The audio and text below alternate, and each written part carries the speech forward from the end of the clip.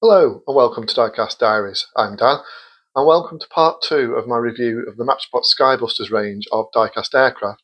Now in part 1 we had a look at the first 16 castings that Matchbox released in 1973 as part of this then new range. And in this video I'm going to be having a look at the castings that have come out subsequent to that. Now, similar to the first video, I don't have every single casting. I don't have an example of each model that Matchbox have released, but I do have the vast majority of them. And also, similar to the first video, the vast majority of them are military, simply because that's what I'm most interested in. However, there are a few civilian aircraft that do sneak in. Now, after the first 16 were released in 1973, there was a pause of 3 years before Matchbox released any more new models as part of the Skybusters range. But in 1976, they released this. It was known as Wild Wind, as it's got boldly printed on the wings, and it was the first generic model that was released as part of the Skybusters range. One thing to be said about the first 16 models, although the colour schemes might not have been particularly realistic, they were at least all real aircraft.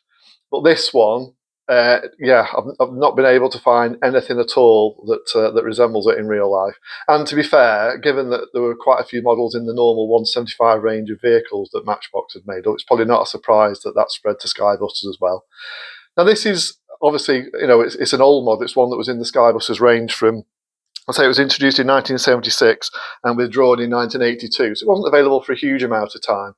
But it's one of those that I never used to be that bothered about, whether it's because it was civil, whether it's because it wasn't a real aircraft, I don't know. But it's one that now I've kind of grown to like quite a bit.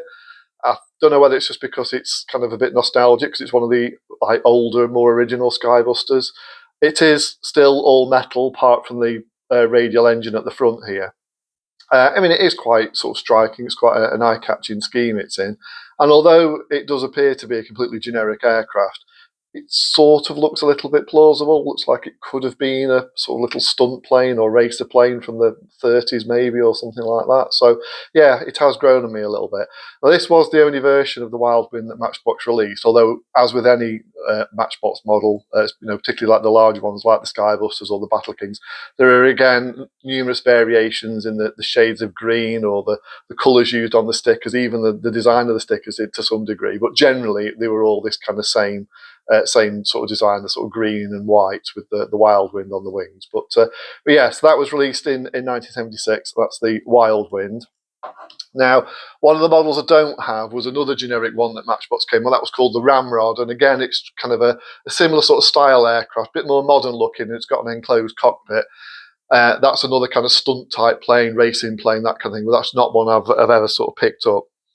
So, also in 1976, we have another civilian aircraft and another light aircraft, and it's the Piper Comanche. Now, this isn't the first version of it. I think the first version was in quite a bold red and yellow scheme. It's another one where they've done numerous versions of it over the years. It's, again, not one I picked up at the time. This is one I've kind of picked up more recently. It's got a slight bit of damage to the propeller, but it's one that, another one that's kind of grown on me a little bit as well. It's just, I don't know if this is a real scheme. I'm assuming not. It does say Piper on the front then. Obviously, it's got Comanche on the wings. I'm guessing it is just a generic scheme that Matchbox came up with for it. So that's the Piper Comanche. But as I say, there are several other variants of this one in sort of various sort of colour schemes. And I believe the red and yellow one and at least one other one in XP Parcels livery are both real liveries, which is nice to know. So that's the Piper Comanche. And then we have another generic model, although it's one that looks like it isn't at first. So it was just called the Helicopter. Now, it has the look of a Westland Lynx about it a little bit, especially as there was a wheeled version of the Lynx.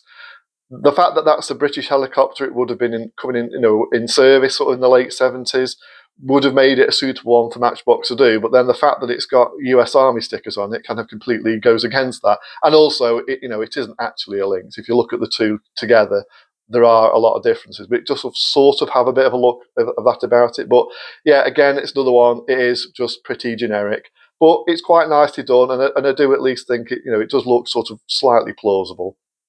So this was one that was done in quite a number of different colour schemes, Well, this was the first one. So as I say, released in 1976. This is the one in US Army colour schemes. The chrome's worn a little bit on the engines and exhaust, but other than that, it's not too bad. So that was the first version of it. Now the second version, there are actually a couple of different ones. Though there's this one which is just kind of plain red and white, and then I think the slightly more common version actually had a sticker just saying police on the side. Other than that, it is absolutely identical. This is one that I've had since I was little, and thankfully been looked after. Rotor blades are obviously sort of, you'd expect to be quite vulnerable on this, but yeah, I've managed to look after this one. It's survived my childhood.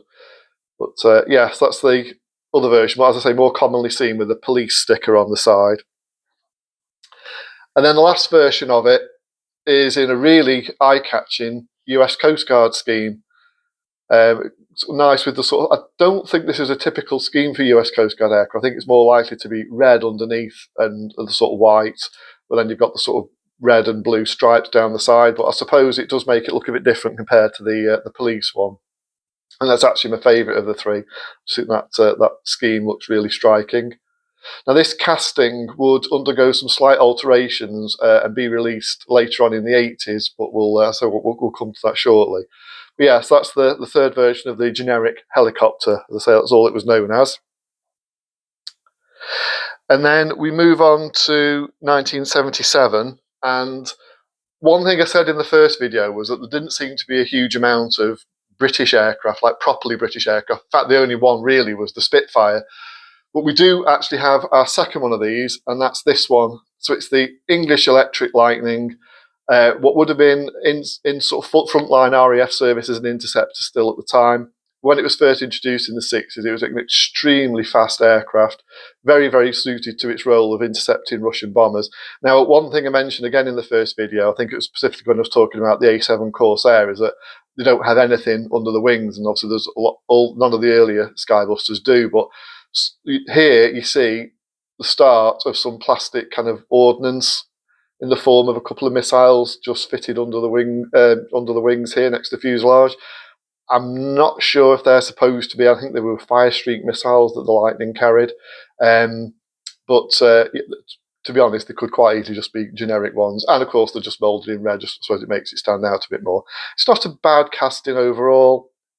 I'm guessing that is a real squadron badge on the tail there, but there's no individual aircraft number. You can see also here we're starting to get into some more realistic colour schemes rather than the sort of garish ones from the early releases. And that was a trend with Matchbox generally. As I mentioned in my Battle Kings video, that the later releases of those were all in kind of better, more realistic military colours, and that's certainly the case with this one. Now, there were only two countries that ever used the English Electric Lightning. One obviously being the Britain with the Royal Air Force, the other country being Saudi Arabia. So there weren't a huge amount of countries that Matchbox could have done sort of different versions of. However, there is one other version of the Lightning, and that's this one. I tend to think the Lightning looks better in the all overall sort of silver scheme. It is obviously identical other than that. I think it's even got the same squadron badge. Quick look. Yeah, exactly the same squadron badge. So, as I say, I'm guessing that is a real badge. But although there weren't a huge amount of users of the Lightning that Matchbox could have done versions of, there were some of the RAF ones with really colourful schemes. There was an aerobatic display team called the Firebirds, I think, who had some obviously quite eye-catchingly marked Lightnings. And again, it seems it's something else kind of referred to in the first video, that a number of the castings do seem to have been a bit of a missed opportunity for Matchbox. They could have got a bit more mileage out of them than they actually did. And unfortunately, this was one where there was only the two variants. And this was another one that was withdrawn in 1982. So kind of surprising, really. Kind of thought this would have been quite a popular one that, the aircraft itself was in service until the end of the 80s, obviously gradually being replaced by more capable aircraft. But yeah, kind of surprising that Matchbox didn't kind of keep that one in production for too long. So then we go from that to a much more modern aircraft, and one that's actually still in service with sort of a couple of countries. So it's the Panavia Tornado. Now, surprisingly, with this one, Matchbox went for the first release and chose a Luftwaffe one. I think it's Luftwaffe because both the German Luftwaffe and the Navy do use these in the kind of strike role.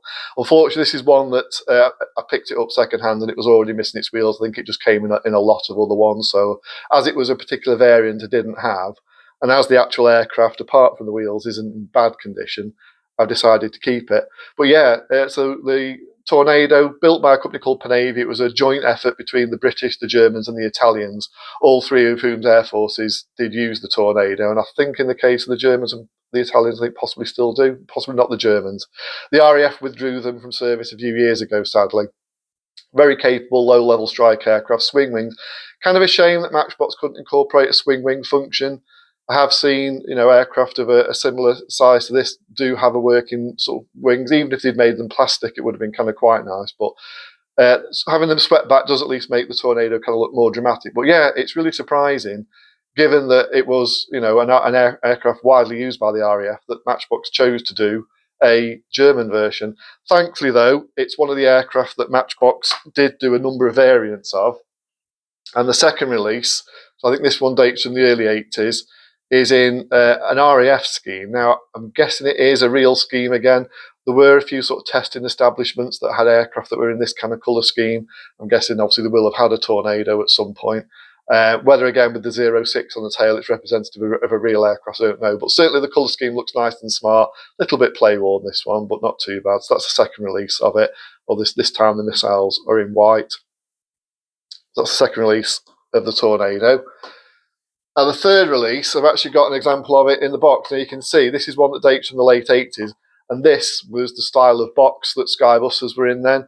This is the kind of style of box that I really remember Skybusters being in when I was little. They were all in this kind of same box, the same sort of grid design on them. And then on the back, they always seem to have the same 5 aircraft sort of advertised on the back. So you've got the Federal Express Learjet. I think that's the Boeing 777 in Korean air markings. Concorde, Cessna float plane, which we'll come to, and the Pitt Special, which we'll come to. But yeah, so this is probably the best of the Tornadoes. Certainly the best one thus far. So this is in a really nice RAF scheme. So the Tornado was used by the RAF in a couple of roles. It was used as an interceptor, which I think is what this is, where it was known as the F3. Or you'd also got the sort of ground attack strike aircraft, which is the GR1. With the colour scheme of this being in sort of light grey, I'm guessing this is the F3. It wasn't a huge success as an interceptor, as a sort of like jet fighter, but was in service for quite a while.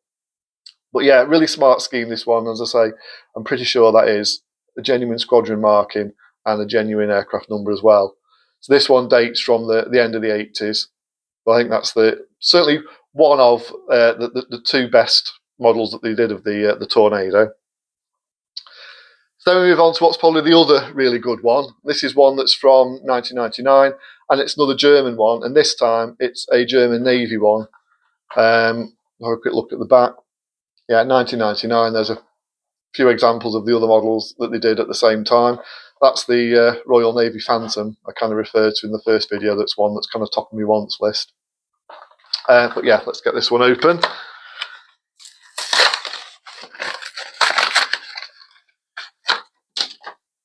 There we go.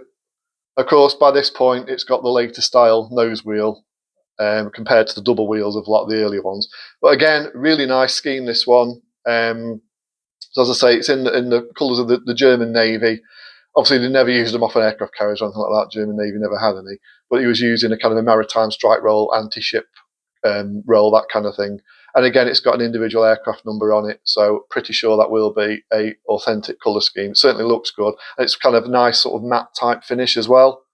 But yeah, there's still the casting stayed the same throughout its production life. You've still got the same missiles underneath. But again, yeah, really nice casting, that one. And as I say, although I think it's quite unusual that Matchbox chose to do a couple of German ones, especially for the first one, it's nice that they did. It's kind of a shame in a way that they never did an Italian one. So also from 99, I think this is. So that's from 2001, sorry. We've got this one. Now this is one that's definitely in a real colour scheme. There is, as I say, it's like a research establishment that have had a whole fleet of RAF aircraft in this same colour scheme. I think it was known as the Raspberry Ripple scheme because obviously you've got the big red stripe down the side. It says flight system on the top there. Smart one again. I think it looks good with the blue missiles under the wings, and obviously it does have an individual aircraft number ZA32. I think I prefer the other ones because they're more like normal operational schemes, but this one, it's certainly eye-catching. So that's the flight system one. And then the last one that I've got, definitely my least favourite. It was one I didn't even know existed until I came across it through a Diecast Facebook group that I'm in. Yeah, bit of an odd colour scheme, almost looks like a bit of an Arctic scheme to a degree. A little bit play-worn again, but not too bad. But yeah, this one dates from, again, this one dates from about 2001. But yeah, my least favourite one. As I say, Matchbox had started to move back away from the sort of realistic colour schemes into kind of more fanciful ones with this one. But well, yeah, so that's the Tornado. Now, after the Tornado, one of the castings I don't have an example of is Concorde. They did a few examples of Concorde, although it seemed to just be known as Supersonic Airliner. But yeah, that's not one I've managed to pick up. But the next one I do have, as I mentioned in the Force One video, one of my all-time favourite aircraft, it's the F-16 Fighting Falcon. So this one was introduced in 1977. And of course, it would have been a very, very new aircraft at that point, so only really just entering service with the US Air Force. And this particular scheme that Matchbox had chosen for the first release is actually what the demonstrator F-16 was in. It's a really eye-catching colour scheme. We've got the red, the white, and then the blue on the tail. But yeah, this is the one that would have toured a lot of the air shows, kind of giving off demonstrations. As I say, it would have been a brand new aircraft at the time. But yeah, really eye-catching colour scheme, that. So that's the first release of the F-16. It's a nice casting, I think, the F-16. The wheels, obviously, as with a lot of them, they do make it look a little bit chunky, but I think the actual shape of the plane, they've molded it really well. And they've got the iconic sort of sidewinders on the end of the wings, which I think looks really good. So yeah, that's the first release of the F-16. Second release is a little bit of an odd one. The fact that the US Air Force Thunderbirds use them and still use them to this day, it's not at all surprising that the Matchbox would want to bring out an F-16 in those colours. But this is kind of a rather unusual Thunderbird scheme. The usual Thunderbird scheme, I have got a couple of the Skybusters F-16 in that colour scheme, so you can see what it's most like. It's like overall white with kind of red and blue trim. I've never actually seen one in this where you've got like a red fuselage and white wings. I have to say, it looks really smart. I mean, it's got the proper Thunderbirds badge on the tail, so it does make it look like it should have been a real scheme. But yeah, I don't think it is. I've certainly, as I say, never seen a picture of a plane in this colour scheme, but I think it looks really nice. This one dates from, I think, the late 80s. But yeah, that's a nice one, but yeah, quite an unusual one for Matchbox to pick. Then we have what's probably one of the more widely available ones. I think it is pretty generic, but I quite like the scheme. It's in sort of blue, grey, and white scheme. US Air Force. Whether that's a real aircraft number, it could well be, and the aircraft number 16 on it. But at the same time, it could also quite easily be sort of generic. But I quite like this one. This is one I've had since I was little. Yeah, I think this was probably one of my favourites from the they did quite a few F-16s, thankfully, but yeah, just in a kind of, I'm guessing, as I say, a fairly generic US Air Force scheme, but quite nice looking, all the same. There was a colour changes version of this as well that's kind of looked a bit, it's got the same sort of camouflage pattern, but it's generally a bit darker. But yeah, that's not one I've kind of managed to pick up. Then we move on to what is quite possibly the nicest one of all of them, and nice given the huge amount of countries that do use the F-16. Nice that Matchbox did actually do one in non-US Air Force markings. So it's a Royal Netherlands Air Force one. And this one dates from 1999. And I think, along with the US Air Force one I've just mentioned, this is the other real favourite because it's in a really smart scheme. Again, I would guess it is in real markings. They're certainly the proper sort of Royal Netherlands Air Force markings. You can see you've got the marking on the spine there for where the air-to-air refueling probe goes in. The fact it's got red sidewinders tends to sort of make it out as one used for air show demonstrations. I know the Royal Netherlands Air Force have often provided F-16s to do the air show circuit, especially over in the UK as well. So I'm guessing that's what it is. Well, other than that, I think it looks really good. It's in like a kind of what looks like a pretty operational colour scheme. Now, there was one other F-16 in non-US Air Force markings, and that was an Israeli one that was in kind of pale, the sort of classic Israeli sort of pale green, brown, and sort of khaki colour scheme. It's not one I've been able to pick up. That's another one that's similar to the RAF and Royal Navy Phantoms, is kind of top of my wants list. But yeah, it's a difficult one to get that. But yeah, it's kind of a shame that, with the huge amount of countries that use the F-16, Matchbox didn't pick more countries to do examples from, but it's nice that they did that one. And then we come to the proper Thunderbird scheme. And you can see Matchbox have captured it really well. So you've got the sort of overall white, the sort of red and blue trim around the nose, the different country flags there on the fuselage, which I think just show all the different countries that they've performed in. The Thunderbirds badge again on the tail with this kind of nice design and the stars in blue. And then the actual Thunderbird logo in blue on the underneath there. So really nice. A lot of the Skybusters just tended to have quite plain, pardon the pun, underneath. But this one, I think it looks really good in the fact it's got like the overall tampo in. It looks really smart. But yeah, so that's the kind of normal Thunderbird scheme. And then there is another version of this, and this one I picked up unboxed earlier this year. Initially thought it was a duplicate, but pleasingly it isn't. So first of all, it's got a clear canopy, but it's got a completely blue underneath. Now you can also see, apart from that, there are some other differences. So for a start, for some reason, it's got no markings on the tail at all. And it's also got, instead of the different country flags, it's got the stars and stripes quite boldly on both sides of the fuselage. So it is nice to kind of get, although I'm not sure how authentic this particular scheme is, it is nice to get a bit of a different one. And then the last one I've got, and this is from 2001, it's probably the worst one in that it's just a completely made up scheme, but there is something about it. It does kind of look quite smart. And also, although I mentioned about the Dutch one possibly being an air show scheme with the red sidewinders, there are some ones that do the air show circuit that are in sort of quite sort of eye-catching colour schemes specifically for going around all the air shows. So it could conceivably pass as one of those. But yeah, it certainly looks quite fanciful. But at the same time, I don't know, something about it. I think it does look quite smart. So that's the F-16s. That's all the F-16s that I've got. And then I mentioned the generic helicopter earlier on, and later on it was introduced by Matchbox in 1979 with a slight redesign. So first of all, they decided to change the rotor blade to only 2 rotors, and they removed the wheels and replaced them with plastic skids. It still looks kind of okay as a helicopter, still looks kind of quite plausible. They only did a few versions of this. They did, I think, 3 different RAF versions. This blue one, the blue one was also available with a black rotor blade. This is the only one I've got, by the way. They also did a yellow RAF Rescue version, which is kind of the classic RAF Rescue helicopter livery. And I think there was also a grey one. There was also a couple of other ones. I think there was a couple of civilian type ones. I believe there might have been one in the JCB colour scheme that came in a gift set with the Learjet and a couple of vehicles. And there was one released in the James Bond License to Kill gift set. It didn't look very authentic, certainly nothing like it appeared in the film. But yeah, so it's another casting that there were quite a few variants of. But yeah, generic, but at the same time doesn't look too bad. Then in 1980, we have this one released, which is the Cessna float plane. So one of the castings from the original 16 that were released in 1973 was the Cessna 210, which is one I don't have.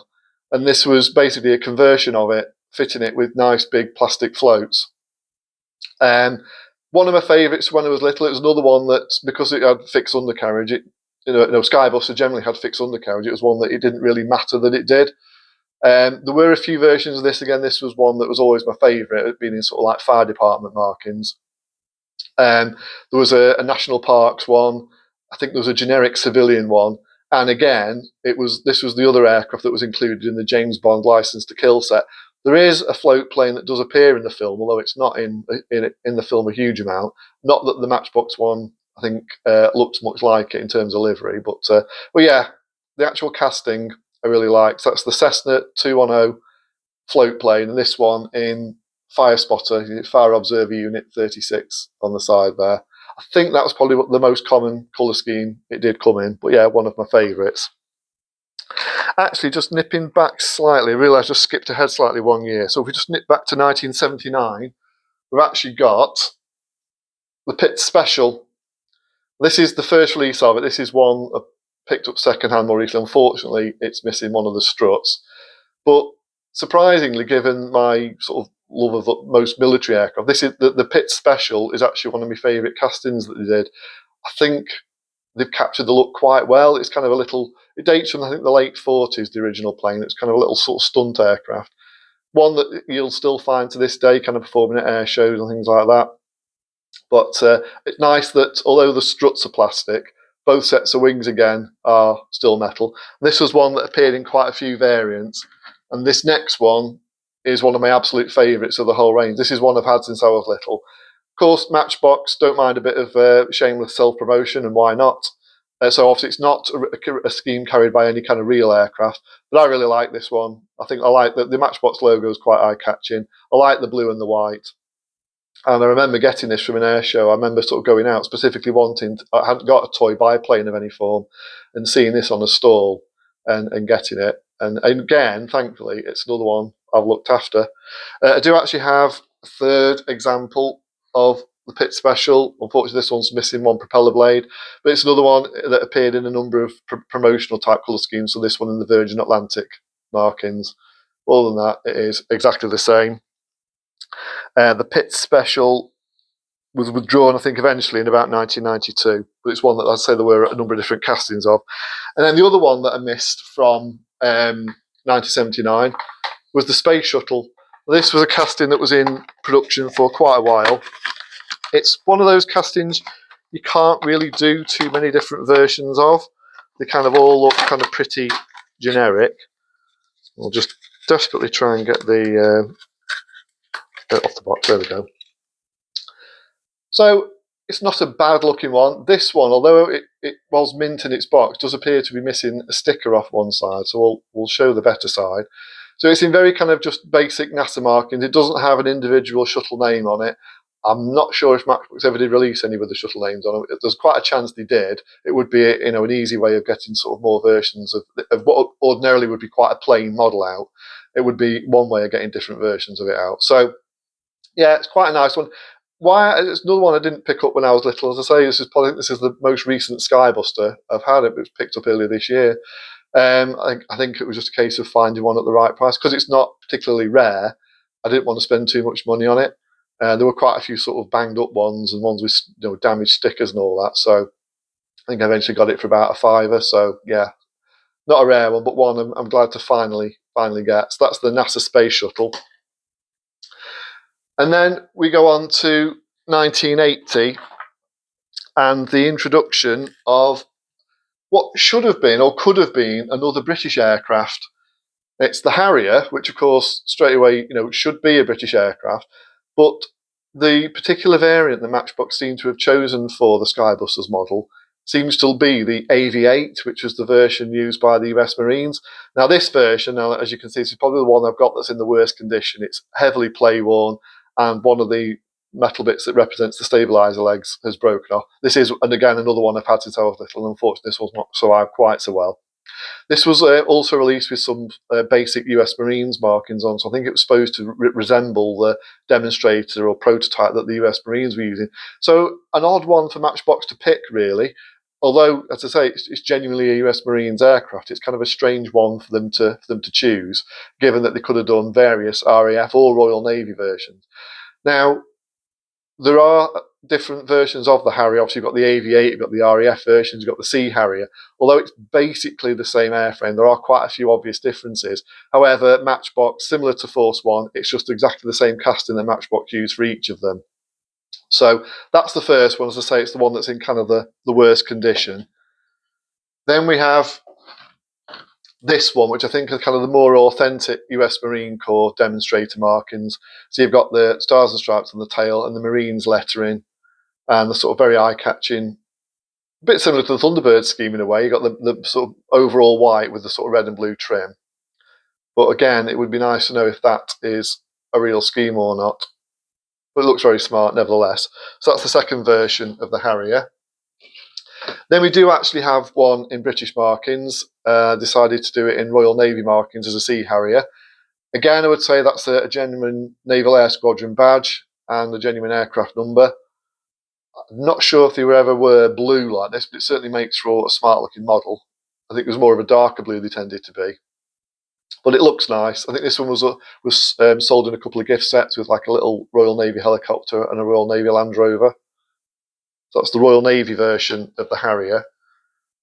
And then we have an RAF one as well in a kind of two-tone grey scheme. Does have an aircraft number on the side. So again, I'm going to say it is a generic scheme.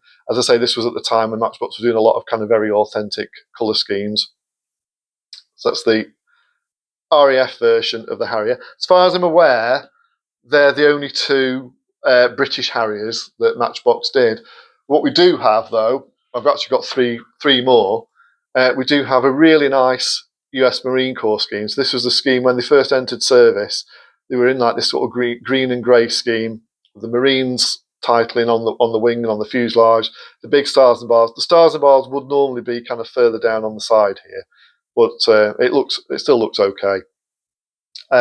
No sort of squadron markings at all, but I think out of all the Harriers, this one is probably my favourite. It's also, again, this is one I've had since I was little. Thankfully, with this one, it's a bit more looked after than the white and red one. So there's that one. Then moving forward to 2001, we have this one. It does kind of look like it could be a plausible scheme, so although it's extremely glossy, so you've got like the sort of camouflage style finish, but these sort of orange tips to the wings and the orange tail fin make it look like it could be part of like a test and evaluation squadron or something like that. So I wouldn't be at all surprised if this was kind of an actual scheme. It does have an aircraft number on it as well. So certainly, makes it sort of stand out quite a bit compared to the other camouflage one. It's a very glossy finish compared to the one we just looked at. And then another one that's from 2001 and one that looks a bit less realistic, although it does still have star and bar on the side, does still say Marines on the side. Could possibly be, see it says Aviate-B on this one, could possibly be a special anniversary scheme or something like that. Not one I've seen in real life, but again, certainly makes for a nice, colourful one. There is one other version of the Harrier that I'm aware of, which is in like a two-tone desert scheme, but it's not one I've been able to pick up at all. Before we have a look at any other Skybusters, I've actually thought it would be worth having a look at some aircraft that Matchbox actually released as part of the normal 175 range. Now these were all released in 1981. They weren't in production for long. I think they were withdrawn sort of mid-80s. Now this one was just known as Swing Wing. Now when I mentioned about the Tornado being unfortunate it doesn't have working wings, you can see this is a smaller model, about half the size of Skybusters, yet it has working swing wings. Yes, they are plastic, but I still think it looks pretty good. Now although it was known as Swing Wing, it's quite obviously an F-14 Tomcat, but quite a sort of stubby looking F-14 Tomcat and a very generic kind of red and white scheme. And as I say, it was only ever known as Swing Wing. It was never known as anything else other than that. But quite nice. We can see the method of construction is pretty much exactly the same as normal Skybusters. So although they're not part of the range, I just thought I'd show these. I think this originally would have said Jet Set on the wings in red, but it's kind of rubbed off over the years. But the rest of the aircraft's not in bad condition. And then the other little aircraft they released, this was just known as the S2 Jet. And it's actually a Buccaneer, and there was an S2 version of the Buccaneer. Why they couldn't call it the Buccaneer, I don't really know. So again, this was released in 1981 just as part of the normal 175 range. And the nice feature with this is that, obviously a feature of the Buccaneer, it being a naval aircraft, is that the wings fold up to allow for more space on board aircraft carriers. And I think Matchbox elected to do it in a completely different colour. It does at least mean you don't have to try and match the colours with the rest of the fuselage, which might not have worked too well. Now with this one, there were actually a couple of different versions. There's the sort of blue and silver one, and then there's this admittedly less realistic looking one in sort of black and yellow, but quite nice. There was actually one other version of the original one. I'm not sure whether they all said Viper on the wings, or in fact, if we have a look, it is actually, yeah, it is a completely different variant. This one's got grey wings. So it's nice, so there are a few little variants out there. Both of these little aircraft would be reintroduced in the late 80s in camouflage schemes as part of the Commando range, but I think they're quite difficult to pick up. Certainly they're not ones that I've managed to pick up at all. Then we sort of move forward to 1989 and a very distinctive aircraft. It's the SR-71 Blackbird. Now, surprisingly, this is another one that it took me quite a while to sort of get one. I think it was only in the last couple of years I've actually managed to get it. Why I didn't get one when I was little, I don't know. Would have assumed I would have quite liked it to go with my other Skybusters, but really nicely captured. Obviously, the wheels again look a bit dumpy on it, but the actual shape of the fuselage I think is done really well. Obviously, similar to the Force One version, there's no kind of plastic canopy. It's just all paint as part of this, but it kind of looks better, I think, done this way. This one is definitely in proper US Air Force markings. Surprisingly, given that similar to the Space Shuttle, it's not one that there's a huge amount of variants of. There are at least a couple of other ones that Matchbox did. The NASA used them for research purposes, kind of a similar colour scheme, but with a yellow band around the tail with NASA on it. And Matchbox did a version of that. They also did, I think it's on the back of one of the packets. Let's have a look. That's the NASA one, first of all. So you can see it looks very similar, but it's got the yellow bands around the tail and the wording, the NASA wording on it. And then this was the other version they did in this kind of silver and black version, silver and black colour scheme, which looks pretty nice. But yeah, that's neither of those I've been able to get, unfortunately, but they're ones I'd like to kind of pick up at some point. Then also in 1989, they released a proper version of the Tomcat.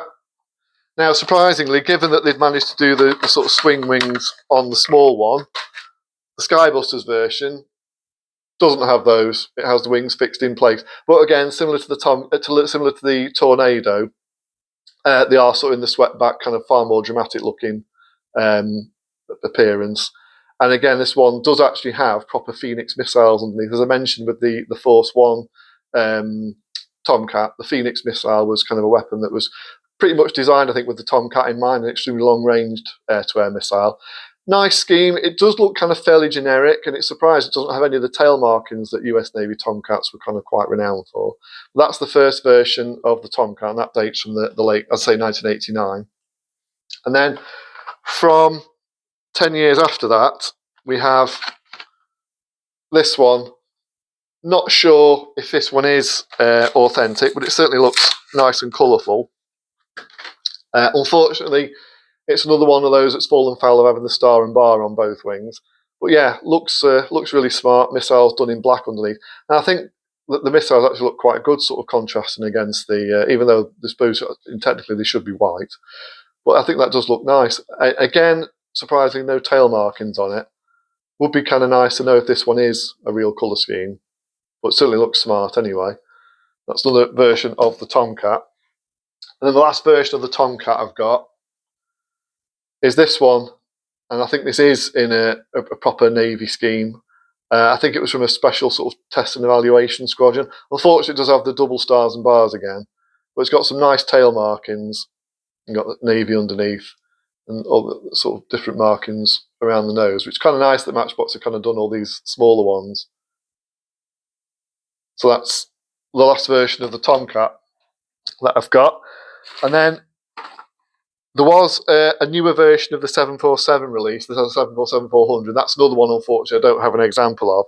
But then also in 1989, they released another absolute favourite of mine, and a one that I think Matchbox have captured the look of really, really well. It's the A-10 Thunderbolt 2. And these would have been, obviously, a current service aircraft. They still are a current service aircraft now. But at the time this was introduced in 1989, they would still have been based in the UK, and the WR on the tail fin actually represents Woodbridge. It was actually Bentwaters and Woodbridge. There were two big US Air Force bases in Suffolk that had A-10s based all through the 80s until the bases closed in 1993.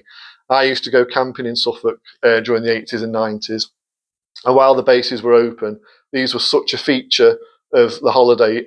Every day during the week, you'd have A-10s flying over. Really distinctive looking aircraft. So I came to sort of have quite a fondness for the A-10. We actually went to visit Woodbridge Bentwaters one year while we were there. I think I was 8 years old at the time. And we were watching some taxi in after landing, and they had the canopies open. And I remember getting a wave off one of the pilots, and it kind of, it's one of those things that means a lot to an 8-year-old kid. So the A-10, especially ones from Woodbridge and Bentwaters, has always had a bit of a special place for me. So really pleased that Matchbox brought one out in that scheme. It's still kind of all metal. Obviously, you've got the plastic bombs underneath. It's another example of one that's got sort of ordnance fitted underneath. The engine pods are plastic, but yeah, I think overall, you've even got the sort of one of the main feature of the A-10 with its 30mm Gatling gun. They've even managed to sort of incorporate that. So I think the A-10 is one that's one of the best ones that the Matchbox did, and yeah, very nice colour scheme, that one. Now that colour scheme, they also did it without the tail markings, far more generic version there. But other than that, it is identical. So those two kind of date from the late 80s. Then we have one from 1999, which is this one. Now, again, I'm guessing this is in a real colour scheme. IN could possibly denote Indiana Air National Guard. I know a lot of Air National Guard units have A-10s, or certainly they did. So it certainly looks like a plausible scheme. So it's kind of similar, but with just some lighter colours than the earlier two. But yeah, looks really nice. Nice blue tips on the top of the tail fins. Looks really smart. The single star and bar, so you've got the same sort of 4 bombs underneath, and the gun in black. That looks really smart. So that's from 1999. And then we have a few from this kind of same era. So there's this one that it's kind of a bit of an unusual on this, because there were some A-10s that were quite sort of well known for having this sort of shark mouth. The ones that were based at England Air Force Base in Louisiana.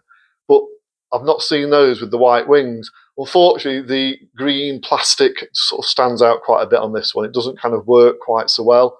Also, it suffers again from having the double star and bar. Other than that, it's quite nice. There's some nice detail on the side, and I say it is nice to kind of have some with the shark's mouth. But just as USAF, and they've got an aircraft number on the side. So it would be nice to see again if that one is a real scheme, but I'm not sure on that one. And then we have one that's in really quite an eye-catching scheme, which is like a sort of dapple type camouflage. There was an experimental scheme done when the A-10 first entered service that was sort of a little bit similar to this, but I think this is kind of a colour scheme made up by Matchbox, especially given that there's absolutely no markings on the plane whatsoever, no stars and bars, no text or anything like that. But again, certainly quite an eye-catching one, quite a bright green they've used as well. Then the last version of the A-10 that I've got is again another one that's in a really nice scheme. So after the end of the 80s, A-10s tended to switch over to this overall grey scheme, and that's the scheme that A-10s sort of kind of still wear to this day. So this is one that is in a real colour scheme. I think it's at 23rd Tactical Fighter Wing, I think that is. I think they were known as the Flying Tigers, hence the FT on the tail. The US Air Force logo on the tail fin. Shark's mouth painted around the nose. Thankfully, the single star and bar and some nice sort of tampoed markings on the top there.